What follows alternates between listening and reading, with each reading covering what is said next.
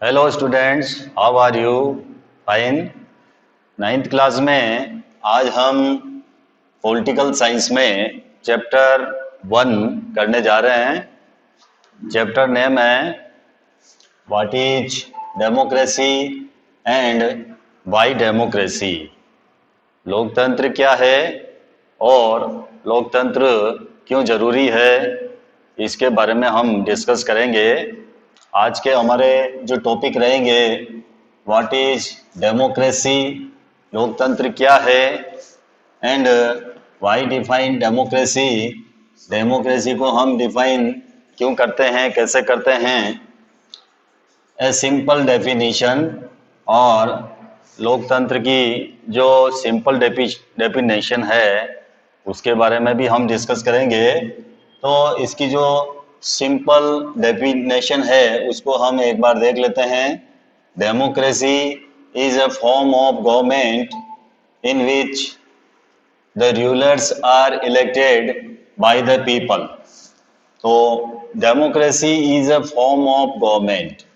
Democracy government का एक ऐसा फॉर्म है इन विच जिसमें the rulers are elected by the people, जिसमें पीपल के द्वारा रूलर्स को इलेक्टेड किया जाता है। इसके बारे में और डिटेल से हम देखते हैं, डिस्कस करते हैं। व्हाट इज डेमोक्रेसी, डेमोक्रेसी क्या है?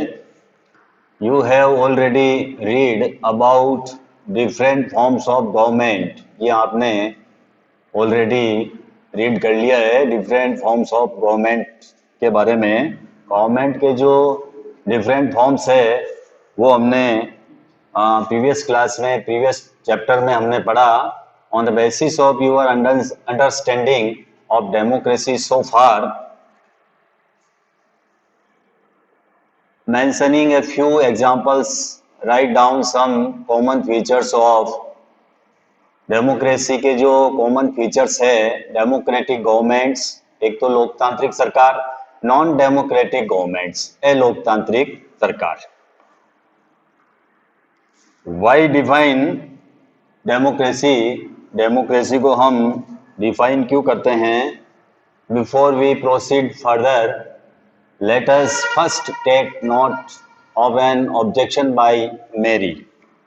तो आगे बढ़ने से पहले सबसे पहले हम एक स्टूडेंट्स है मेरी, तो मेरी की क्या ऑब्जेक्शन है, क्या आपत्ति है, उसके बारे में हम देखते हैं। She does not like this way of defining democracy and wants to ask some basic questions. तो मेरी की क्या आपत्ति है? वह डेमोक्रेसी को डिफाइन करने के इस तरीके से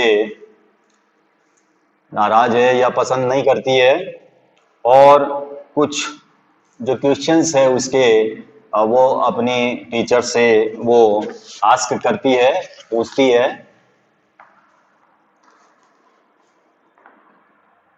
हर टीचर मेटिल्डा लिंगदो, उसकी टीचर है Matilda Lyngdoh, responds to her questions as other classmates join the discussion.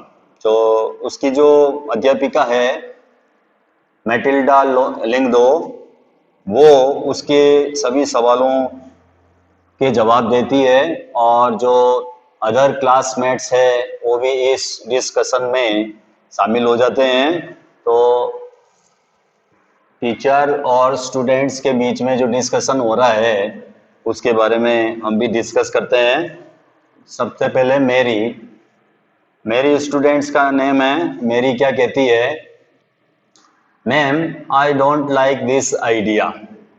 Madam, ये आइडिया मुझे सही नहीं लगता। First we spend time discussing democracy and then we want to find out the meaning of democracy. तो ये तरीका ठीक नहीं लगता है। पहले लोकतांत्रिक व्यवस्थाओं के बारे में चर्चा की जाए, और अब हम डेमोक्रेसी का मतलब जानने का हम प्रयास कर रहे हैं। I mean logically shouldn't we have approached it the other way round? तो मेरे कहने का ये मीन है कि इस काम को हमें पहले करना था और फर्स्ट चैप्टर वाली पढ़ाई अब तो ये ठीक नहीं है। ये इसको आपत्ति है कि जो फर्स्ट चैप्टर की जो पढ़ाई है वो हम अब कर रहे हैं, तो उसको ये ठीक नहीं लगता है। लिंक दो मैडम क्या कहती है। I can see your point. तो वो कहती है कि आपकी बात में जो है दम है, but that is not how we reason in everyday life. पर क्या हम अपने एवरीडे लाइफ में भी ऐसा नहीं करते हैं? We use words like pain, rain और लव। क्या हम पेन, रेन, रेन यानी बारिश, एंड लव, इन शब्दों का उपयोग करने से पहले हमको इनकी डेफिनेशन करना जरूरी होता है। Do we wait to have a definition of these words before we use them? तो इन वर्ड्स का यूज करने से पहले जो है हमको इनकी डेफिनेशन करना जरूरी होता है, डेफिनेशन करनी चाहिए। Come to think of it, do we have clear definition of these words? It is only by using a word that we understand its meaning. तो क्या हमारे पास इन वर्ड्स की बहुत स्पष्ट और सर्वमान्य डेफिनेशन है और शब्दों का उपयोग करके हम उनका मीनिंग जान सकते हैं? Meri, but then why do we need definition at all? तो मेरी कहती है कि डेफिनेशन की क्या जरूरत है? उसकी टीचर है लिंक दो मैडम। लिंक दो मैडम कहती है कि डेफिनेशन की क्यों जरूरत पड़ती है?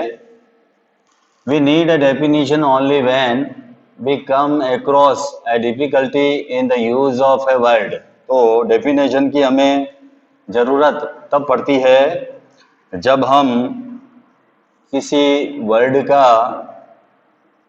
प्रयोग करते हैं तो उसमें हमको डिफिकल्टी होती है, तो हमको डेफिनेशन की जरूरत पड़ती है।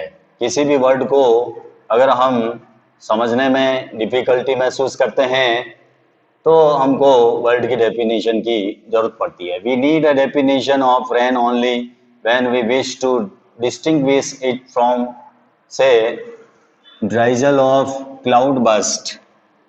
तो एग्जाम्पल से बताया है हमें बारिश की परिभाषा की जरूरत तभी होती है जब हमें बूंदाबांदी या फिर बादल फटने जैसी स्थिति का सामना करना पड़ता है या उसमें फर्क करना पड़ता है। The same is true for democracy. और यही डेमोक्रेसी के लिए भी यही बात लागू होती है। We need a clear definition only because people use it for different purposes. तो हमें डेफिनेशन की स्पष्ट जरूरत क्यों है? लोग इस शब्द का प्रयोग अलग अलग अर्थ में करते हैं। Because very different kinds of government call themselves democracy. क्योंकि अलग अलग तरह की गवर्नमेंट खुद को लोकतांत्रिक ही कहती है, इसलिए हमें डेमोक्रेसी की डेफिनेशन करना जरूरी है। रिबी हेलिंग, रिबी यांग क्या कहती है? ये भी स्टूडेंट्स नेम है। But why do we need to work on a definition? लेकिन हमें डेफिनेशन बनाने की जरूरत क्यों पड़ती है? The other day you quoted Abraham Lincoln to us, democracy is government of the people, by the people and for the people. एक दिन आपने हमें जो अब्राहम लिंकन ने जो डेफिनेशन दी थी वो हमको बताई थी। अब्राहम लिंकन ने जो डेमोक्रेसी की डेफिनेशन दी है, democracy is government of the people. तो डेमोक्रेसी जो है वो गवर्नमेंट है पीपल की, बाय द पीपल लोगों की है, लोगों के द्वारा है, एंड फॉर द पीपल, और लोगों के द्वारा चलने वाली शासन व्यवस्था है। We in Meghalaya always ruled over selves. Meghalaya में हम स्वयं पर राज करते हैं। That is accepted by everyone. ये एवरीवन के द्वारा एक्सेप्टेड है। Why do we need to change that? तो इसमें बदलाव करने की क्या जरूरत है? लिख दो madam, I am not saying we need to change it. मैं ये नहीं कहती कि इसमें चेंज करने की जरूरत है। I too find this definition very beautiful. ये डेफिनेशन बहुत ब्यूटीफुल लगती है। But we don't know if this is the best way of defining unless we think about it ourselves. लेकिन जब तक हम इस मसले पर खुद से विचार न करें तब तक ये तय करना मुश्किल होगा कि जो लोकतंत्र की जो सबसे अच्छी परिभाषा है वो कौन सी है। We must not accept something just because it is famous, just because everyone accept it. हम किसी चीज को सिर्फ इसी आधार पर स्वीकार नहीं कर सकते कि ये फेमस है और एवरीवन ने इसको एक्सेप्ट कर लिया है। तो प्रत्येक चीज को हम इसलिए एक्सेप्ट नहीं कर सकते हैं कि दूसरे ने उनको एक्सेप्ट कर लिया है या ये बहुत फेमस है।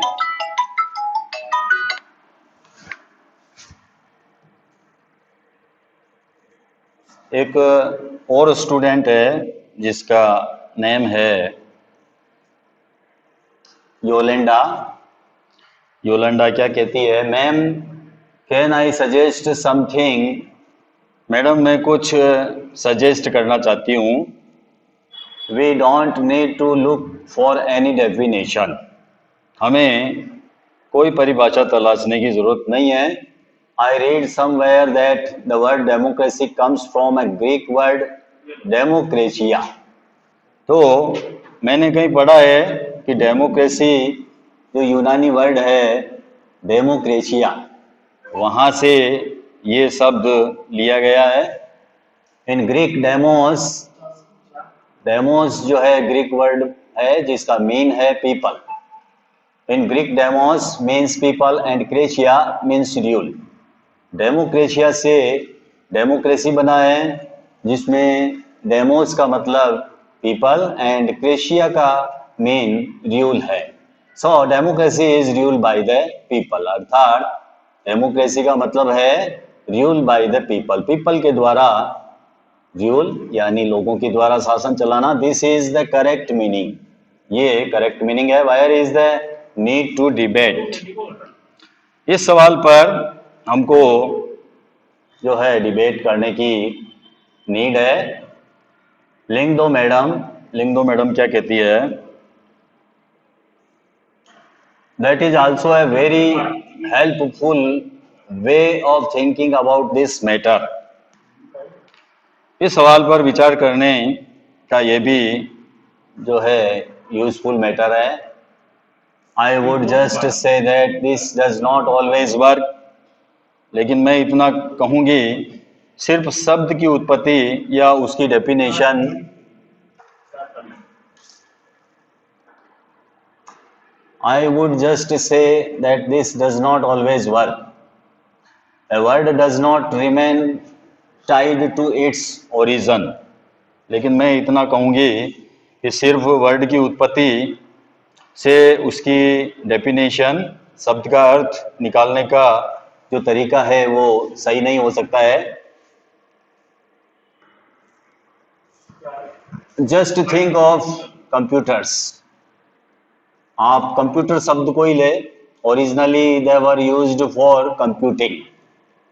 तो ये गणना शब्द से बना है और दैट इज टू से कैलकुलेटिंग, और मुश्किल गणनाओं को ये आराम से सरल कर देता है। Very difficult mathematically sums.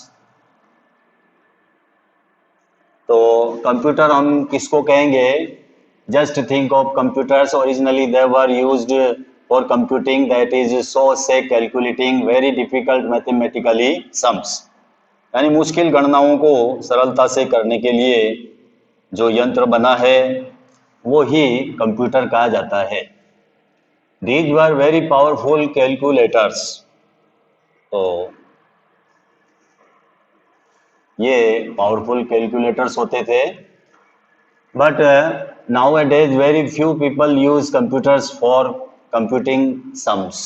लेकिन कंप्यूटर का आजकल उपयोग फ्यू पीपल जो है इसका यूज करते हैं।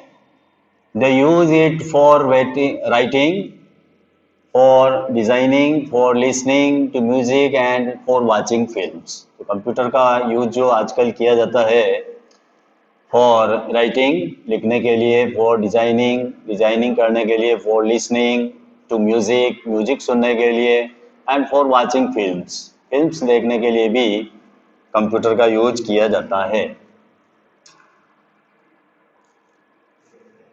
Words remain the same but the meaning can change with time. तो वर्ड्स जो है वो सेम है but there meaning can change with time. Time के साथ में इनके मीनिंग जो है चेंज होते रहते हैं। In that case it is not very useful to look at the origin of words. मेरी क्या कहती है? Ma'am, so basically what you are saying is that there is no shortcut to over thinking about the matter over selves. Madam, आपके कहने का मतलब ये है कि इस विषय पर खुद सोचने का कोई जो है शॉर्टकट नहीं है। We have to think about its meaning and evolve a definition. तो हमें इसके अर्थ पर गौर करना होगा। We have to think about its meaning and evolve a definition, और इसकी डेफिनेशन भी बनानी होगी। लिख दो madam, you got me right, let us get on with it now. एकदम सही है आपका कहना, इसलिए हम इस काम को करते हैं, यानी इसकी डेफिनेशन बनाते हैं। सिंपल डेफिनेशन, डेमोक्रेसी की सिंपल डेफिनेशन क्या है वो हम देखते हैं। Let us get back to our discussion on similarities and differences among governments that are called democracies. तो इस बात के ऊपर हम फिर से चर्चा करते हैं कि जो खुद को लोकतांत्रिक बताने का दावा करने वाली जो गवर्नमेंट है उनमें क्या सिमिलरिटीज़ है और क्या डिफरेंसेस है। लोकतांत्रिक सरकारों में क्या सिमिलरिटीज़ है, क्या समानताएं हैं और क्या विभिन्नताएं हैं, इस बात के ऊपर हम डिस्कस करते हैं। One simple factor common to all character is the government is chosen by the people. तो लोकतांत्रिक व्यवस्थाओं की पहचान के लिए एक सिंपल फैक्टर है। क्या है? The government is chosen by the people. Government जो है वो किसके द्वारा चूजन की जाती है? पीपल के द्वारा। यानी पीपल के द्वारा ये चूजन की जाती है, चयन किया जाता है या इसको बनाया जाता है। Democracy is a form of government in which the rulers are elected by the people। जैसा कि हमने आपको बताया था कि डेमोक्रेसी जो है वो गवर्नमेंट का एक फॉर्म है इन विच, जिसके अंदर the rulers are elected by the people. जो रूलर्स होते हैं वो पीपल के द्वारा इलेक्टेड होते हैं। This is a useful starting point।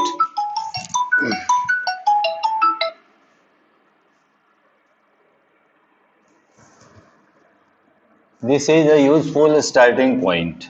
ये उपयोगी शुरुआत है।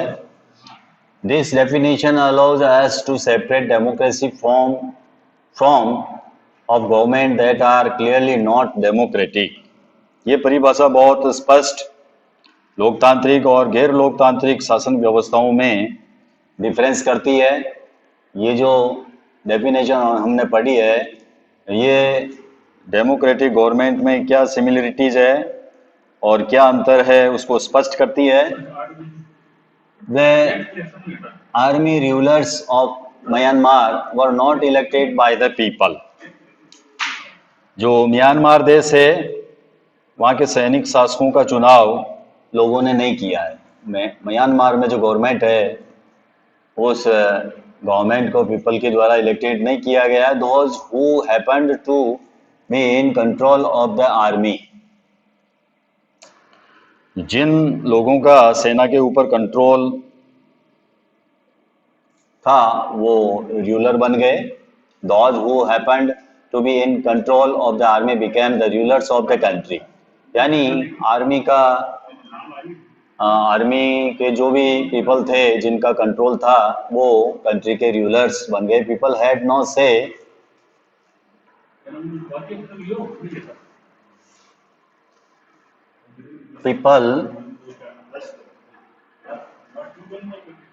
people had no say in this decision. Dictators like Pinochet, Chile are not elected by the people. तो शासक के जो पिनोसे है, पिनोसे जैसे जो डिक्टेटर्स है, तानाशाही है, वो लोगों के द्वारा इलेक्टेड नहीं हुए हैं। दिस आल्सो अप्लाइज टू मोनार्चीज, और यही बात मोनार्चीज के ऊपर भी लागू होती है। The kings of Saudi Arabia rule not because the people have chosen them to do so, but because they happen to be born into the royal family.